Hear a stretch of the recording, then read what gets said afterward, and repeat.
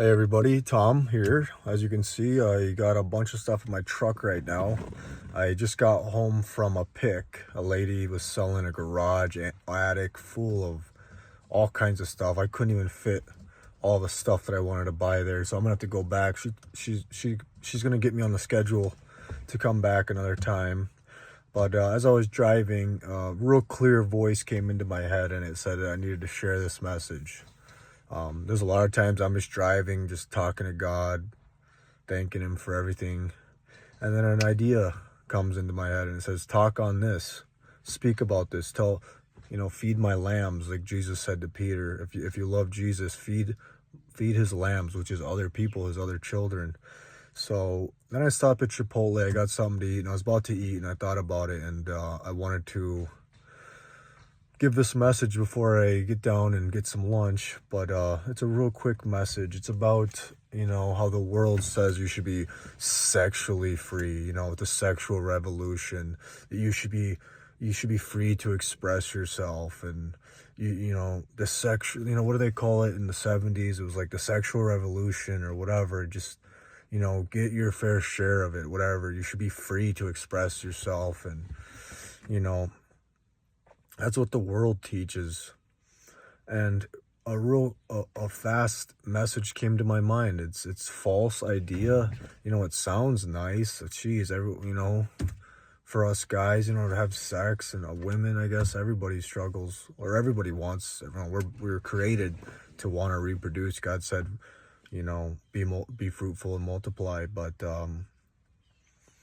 so the world says you should be, free to express yourself sexually.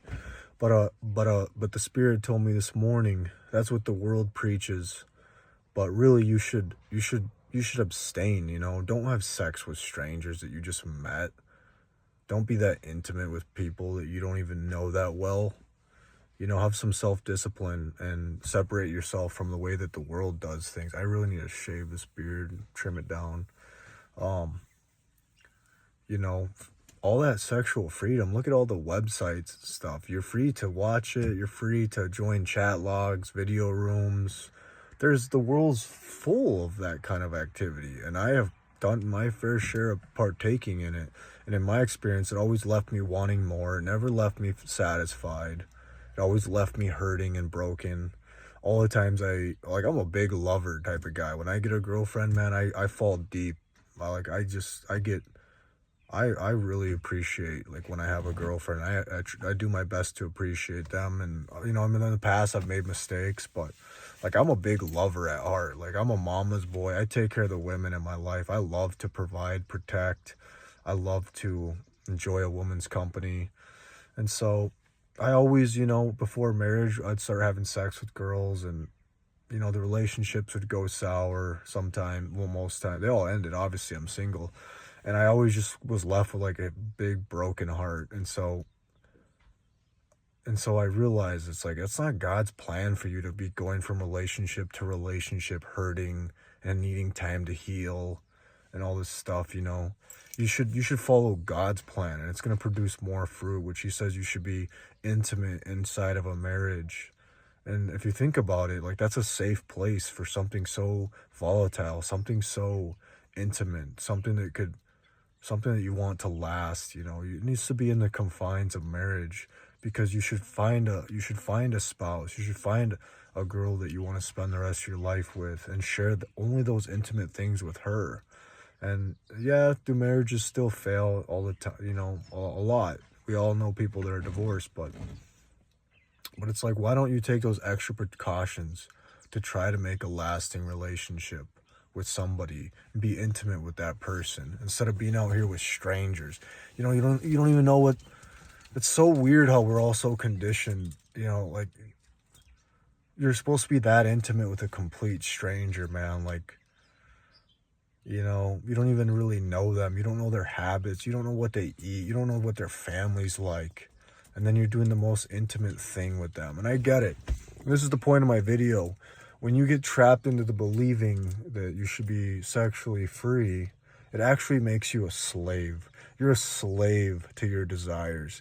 You're undisciplined, and you're just shackled by the hands and feet to continue to pursue those things, but God never created you to pursue it like that. You know, you're going against God's will, man, and there's just no blessing in that life. You know, you're missing out on blessings by breaking, you know, God's commandment. You're missing out on a plentiful life, on a life that can blossom, where you know, you look around and look at all this miracle God's holding up. You know, water reflecting in 10,000 lakes here in Minnesota. The world's so vast, the sun coming up, and God holds it up with his pinky. That's how powerful he is. He's holding up this whole miracle every second of the day. It's being held up by his power. You know, and think about how awesome that is. If you follow his commandments, if you give up the things that you want and pursue discipline,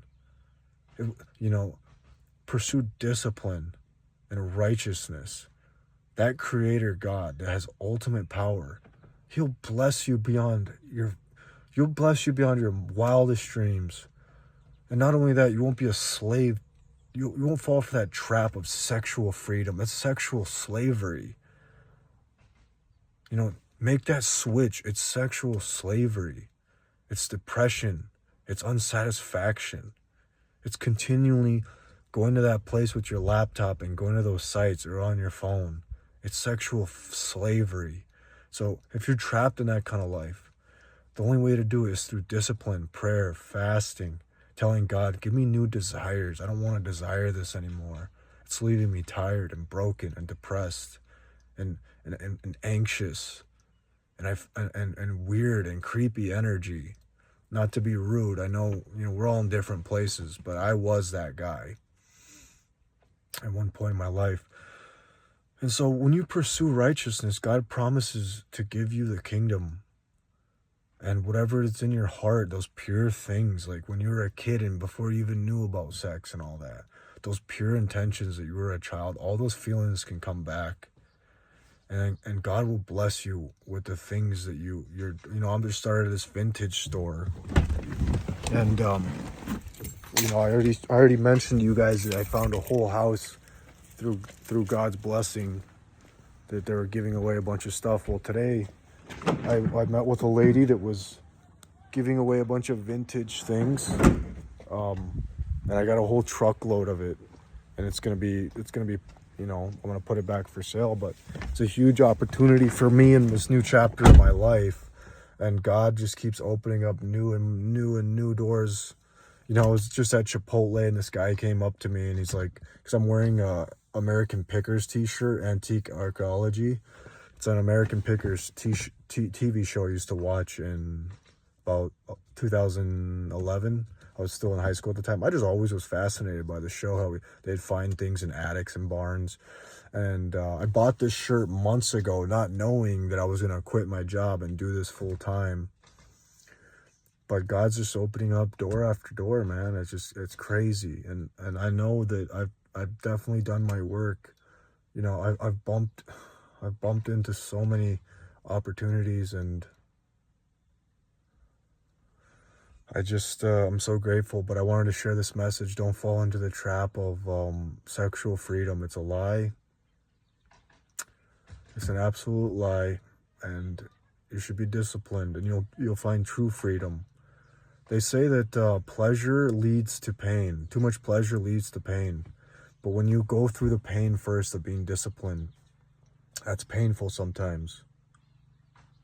And but it leads to pleasure. It leads to freedom. It leads to greater things in life. Anyways, I'm getting a message here on my watch from the lady that I just purchased some things from. So it's kind of distracting me, but I wanted to share that quick thing. Just a final recap. Do things different than this world does them. Don't do relationships like this world does them. Don't do courting like this world does them. Do things the way Jesus Christ would want you to do them. And that's going to bring you a lot more peace, and it's going to bring you a lot more blessings and satisfaction, and it's going to bring you eternal life. And so you got to make that switch in your mind to don't be like everybody else. Don't be like all the things you see on social media. Separate yourself. Ask God to take you into his secret place under his wing, where you could just be his little child, and You got this massive God fighting all your battles and opening up doors no man can shut. Like I said, he's keeping this miracle go every second. Look at the power coming from the sun, the waves, the air, all this glorious world. He's keeping it up. This whole thing's just a miracle that he spoke into existence. A miracle. Every day of your life's a miracle. It shouldn't be like this. Well, how are we here? There's an ultimate powerful being keeping the show running day in and day out without missing a beat. And so when you follow his commandments, that you have that backing, you have that support. But don't make yourself an enemy of God on accident by breaking his commandments. Don't make yourself an enemy of God. I know in my life, there were times where I thought, hey, God, I know I was raised to be a follower, but I'm going to do my own thing. And I went through a road of depression, alcoholism, drug addiction, just loneliness, depression, man. God was like, hey, you want to do this life without me? Go try it. And man, it was not fun, man. I think about those years. Talk about the dark ages. I never want to go back. Don't try to do your life without God. It's going to lead to depression and loneliness and confusion. Man, the wolves come out for you when God's not your protector, man. The wolves they just come for you, man. Those demons. Anyways, this video's, it's getting up there in time. I just want to make a quick video that sexual freedom and liberation is just a scam from the pit of hell. Really discipline yourself and don't be free sexually. Make it expensive for people to be sexual with you. Make it cost. Make your standards high. Don't just sleep with anybody that you just met. Don't just hop on sites just for pleasure. Open your Bible and help other people. And pray that God will change the hearts of the people, that modesty will come back in the culture, and that men will be disciplined. I bet the women don't feel very good about how thirsty guys are these days. And I bet the guys don't like how much seduction is out in the market. It's just, we're kind of just, we're throwing stones at each other, and we need to build something better. But anyways, I got to get some lunch. I hope somebody got something out of this, and I hope that you keep fighting a good fight for good discipline in your life and taking the hard road. It'll lead to a better destination. Take care.